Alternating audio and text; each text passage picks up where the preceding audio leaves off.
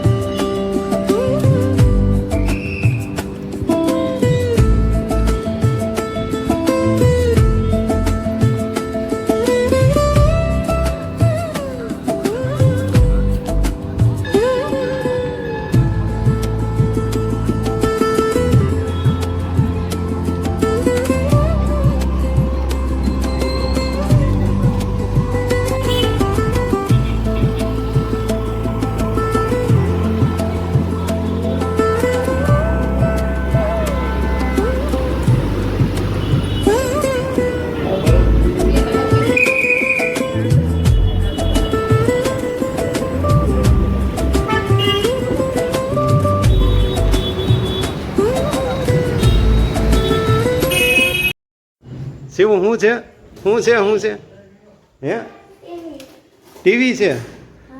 હાલ તો એ આવી ગયું છે ને, છોકરાઓ ખુશ થઈ ગયા. એને એમ કે ટીવી છે, પણ ટીવી હોય તો બટા મમ્મી એકલી થોડી ઉપાડી શકે.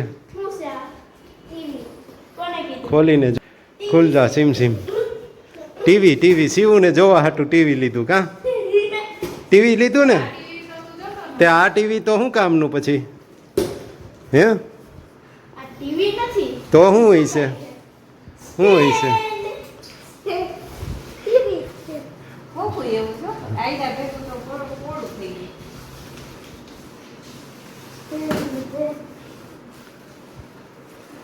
પકડો જી, ખોખું પકડો જી. કપડાં સુકવવાનું સ્ટેન્ડ આવી ગયું પણ હજી વરસાદ ન થાય એવું. સાવચેતી રૂપે સ્ટેન્ડ મગાવી લીધું હતું.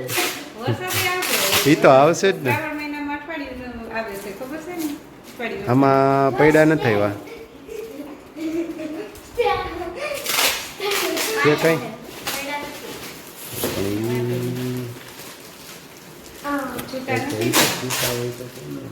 અંદર ખોલી એ તો આપણે કમ્પ્લેન કરશું જે કરે.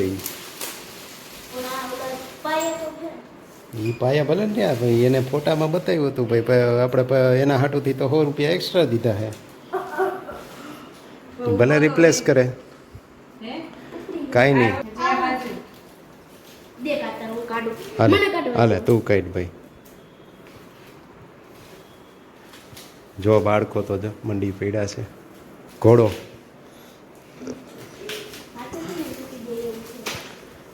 ઘોડો ઘોડો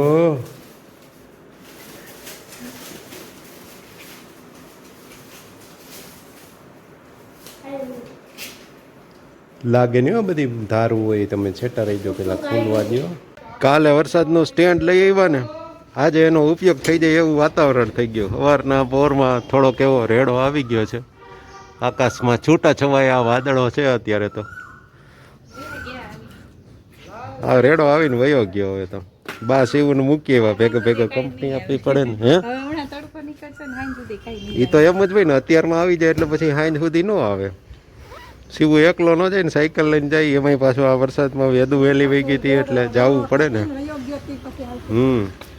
બા થોડેક લગી હાઈલે જાય હા તો પછી મંદિરેથી ત્યાંથી એ એમની સ્ટીક લઈને પાર્સલ કરી દીધી ને મોકલી દીધી ને અત્યારે પહોંચી પણ ગઈ એટલે ખૂબ એ રાજી પણ થયા અને આવી જે ગુડ વાઇબ્સ હોય ને એ મળે ને એટલે આપણને પણ થોડું સારું લાગે એમ થાય કે આની પાસે આની કોઈ કિંમત જ ન હોય એવી વસ્તુ છે કે કોઈકની ખાસ કંઈક જરૂરિયાત હોય ને કંઈક મદદની જરૂર હોય ને એ સમયમાં આપણે મદદ કરીએ ને એની કિંમત બહુ હોય એટલે એ એક અદ્ભુત લાભ મને મળ્યો એ પણ ભગવાનની પ્રેરણાથી મળ્યો એના જેવું જ છે એમાં આપણું કાંઈ નથી એની કૃપા હોય તો આ થાય બાકી તો કરવા બેઠા હોય તો એ ન થાય ચાલો તો આગળ કંઈ બતાવવા જેવું હશે એ બતાવીશ તો આવું બધું છે અને જોઈએ હવે વરસાદની રાહ છે તો એ હવે ક્યારે આવે છે જોઈએ આગળનો વિડીયો બતાવવા જેવું હશે એ બતાવશું વરસાદ વરસી રહ્યો છે ધીમી ધારે પણ ભજીયાનો મેળ થાય એટલો તો હજી નથી થયો એના માટે તો હજી રાહ જોવી પડશે હમણાં આવશે સિવાય